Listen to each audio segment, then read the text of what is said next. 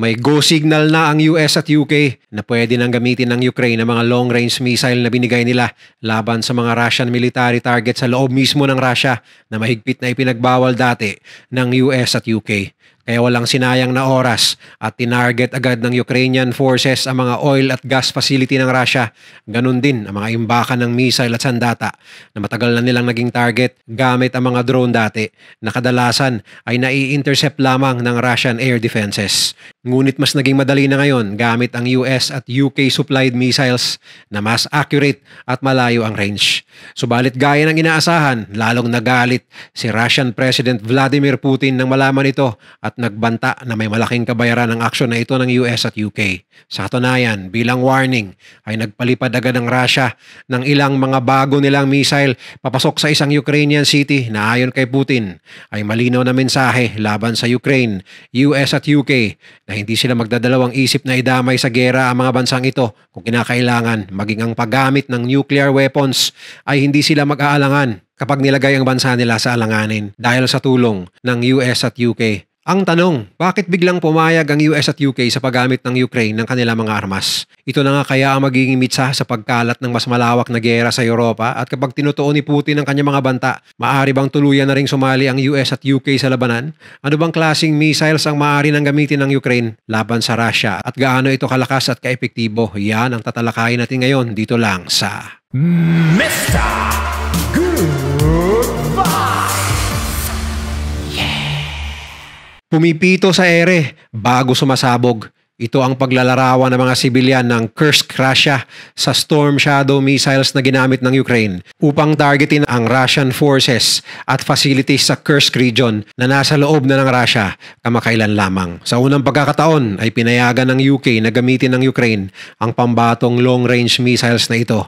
14 na pagsabog ang di umano'y yumanig sa naturang lugar na sinundan ng maiitim at makakapal na usok na ibig sabihin lang ay umabot sa 14 na Storm Shadow missiles ang maaaring pinakawalan ng Ukraine sa unang pagkakataon. Nakuha pa ng isang sibilyan ang fragments o mga parte ng missiles na agad din nilang tinurn over sa Russian military authorities. Nang makita di umano ni Putin ang naturang litrato ng pyesa ng Storm Shadow missile, ayon sa mga ulat ay nanghimutok ito sa galit.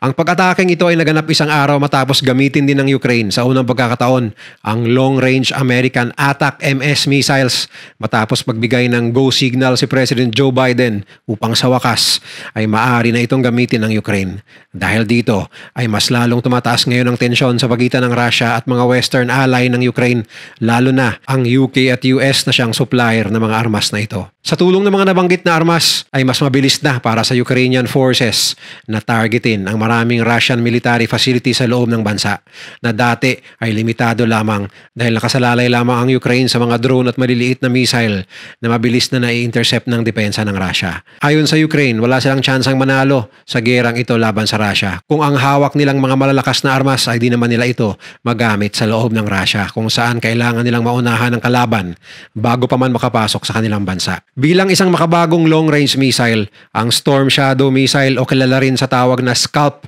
na dinevelop ng UK at France ay talaga namang hitik sa makabagong features na bagay sa isang modernong warfare kagaya ng nangyayari sa Ukraine at Russia. Meron itong stealth capabilities na ibig sabihin ay halos imposible itong ma-detect at ma-intercept ng Russian air defenses. Kaya sa oras na ito ay pinakawalan ng Ukraine, siguradong tatamaan ito ang anumang target. Ibang klase rin ang precision ng armas na ito dahil guided ito ng satellite at GPS. Kaya sureball na mapupuntiryan ito ang designated target sa loob ng Russia.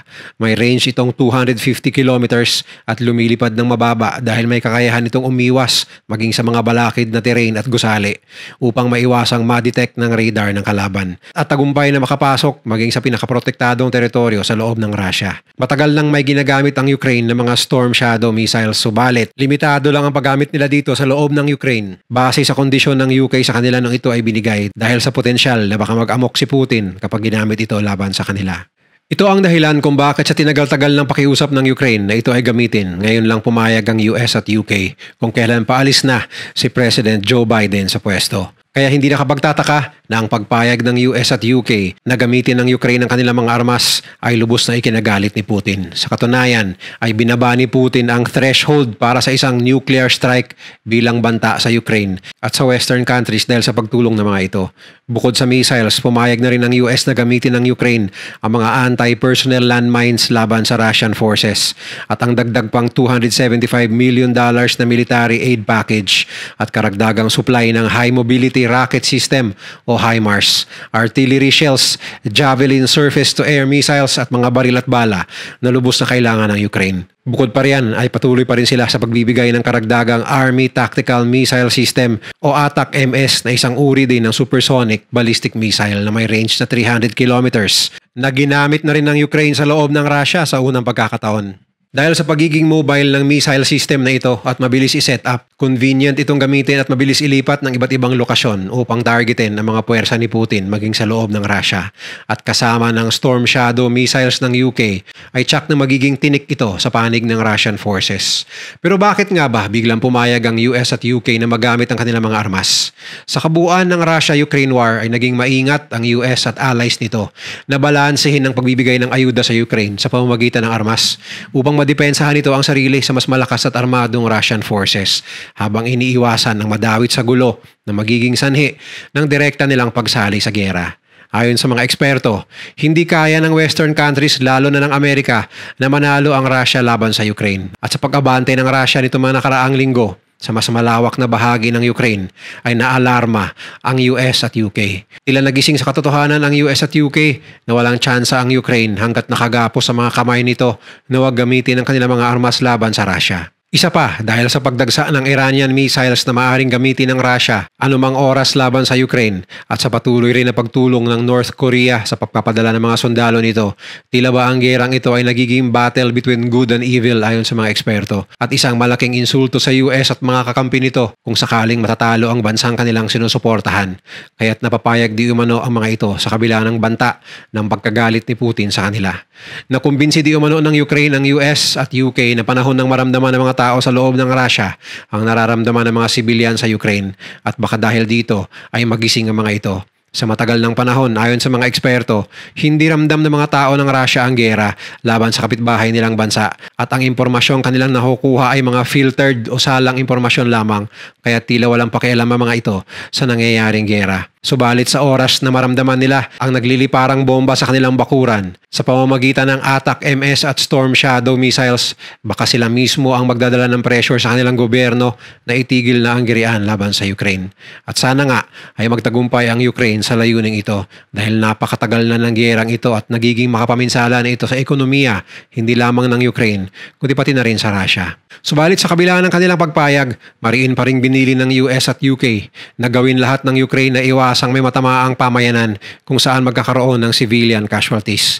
Dahil sa puntong ito, magkakaroon di umano ng dahilan si Putin na magbanta ng isang nuclear strike na matagal nang iniiwasan ng lahat ng bansa sa Europa at maging ng US.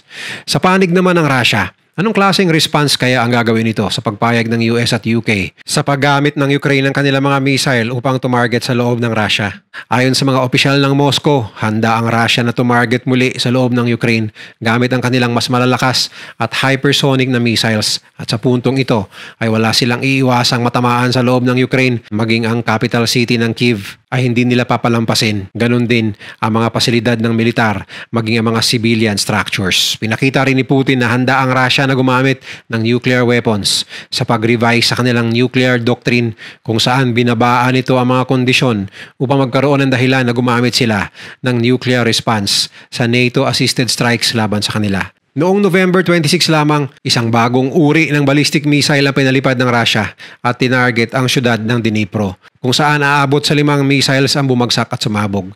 Subalit ayon sa mga senior Ukrainian government officer na nag-inspeksyon sa impact ng missiles, blanco ang warheads na ginamit ng Russia at malamang ay nagpahatid lamang ito ng warning sa Ukraine na kaya nilang targetin ang anumang parte ng bansa. Na tila ba sinasabi nilang isang pagkakamali ang pagbayag ng US at UK sa paggamit ng Ukraine sa kanilang mga sandata. Ang blankong warhead di umano ayon sa mga eksperto ay tila sinasabi ng Russia at ni Putin na kaya nilang karga kargahan ng nuclear warheads ang naturang missiles anumang oras. Sa pamamagitan ng fragments ng naturang missiles, na-identify ito ng Ukrainian military na ang Oreshnik medium-range ballistic missile na kasalukuyang dinidevelop ng Russian military at totoo ngang may kapasidad itong kargahan ng nuclear warhead at kayang umabot sa loob ng Ukraine dahil may range itong 5,000 kilometers. Matagal nang ginagamit ng Russia ang nuclear capability nila bilang banta sa NATO at US na magiging kapalit sa pagtulong nila sa Ukraine at pinapalabas ni Vladimir Putin na handa niyang gamitin ito anumang oras na malagay sa alanganin ng kanyang bansa. Ngunit sa kabila ng lahat ng banta ayon sa mga US intelligence report ay wala naman di umunong pagbabago o kakaibang movement sa mga nuclear storage site ng Russia. Maging wala ring pagbabago sa physical positioning ng kanilang nuclear warheads na ibig sabihin ay walang ginagawang paghahanda ang Russia na gamitin ang mga armas na ito bukod sa mga banta lamang. Kaya ayon sa mga eksperto, maliit ang tsansang gagamit ang Russia ng nuclear weapons dahil lamang sa pagpayag ng US at UK. Dagdag pa nila, alam ni Putin na kapag ginamit ng Russia ang gantong klaseng armas sa unang pagkakataon simula noong 1945, malaki ang tsansa na magkakaisa ang halos buong mundo upang sila ay kalabanin. Dahil ngayon pa lang na Ukraine lang ang kanilang kalaban, bagamat may suporta ng US at NATO, ay hirap na sila ayon sa mga dalubhasa na matagal lang nagmamasid sa girian ng Russia at Ukraine. Nitong unang araw ng Disyembre, nagbigay ng pahayag si Russian President Vladimir Putin na handa siyang salakayin ng mga sentro ng gobyerno sa capital city ng Ukraine na Kyiv. Gamit ang ballistic missile na Oreshnik, ilang oras lamang matapos bombahin ng Russia ang power grid ng Ukraine na nagresulta sa pagkawala ng kuryente sa tinatayang 1 million na Ukrainians. Gamit ang ilang waves ng drones at missiles, tagumpay na nasira ng Russian strike ang ilang power plants sa iba't ibang parte ng bansa. Wala namang naiulat na civilian casualties, ngunit ayon kay Ukrainian President Volodymyr Zelensky, hindi drones kundi cluster bombs ang ginamit ng Russia at may tinamaan di umanong mga civilian infrastructure. Bilang patunay, naglabas ang Ukrainian media ng mga litrato kung saan pinakita nila ang pagkasira ng maraming kabahayan sa bayan ng Odessa, Kharkiv at Lusk. Ayon pa sa mga opisyal ng Ukrainian military, tumagal ng 9 na oras ang pananarget ng Russia at maging ang capital city na Kyiv ay tinarget din di umano. Ngunit na-intercept ng Ukraine ng mga missile na papunta sa kapital gamit ang air defense system na bigay pa rin ng US at UK. Ayon kay Putin, patikim pa lang ito sa handang gawin ng Russia kapag inulit pa ng Ukraine ang pananarget gamit ang US at UK supplied missiles. Ang nakaambang nuclear threat mula sa Russia ang malaking dahilan kung bakit hati ang mga bansa sa Europa sa pagpayag ng US at UK na gamitin ang kanilang mga armas. Ang Germany halimbawa ay hindi pa rin pumayag na supplyan ng Ukraine ng kanilang 500 km range Taurus missiles.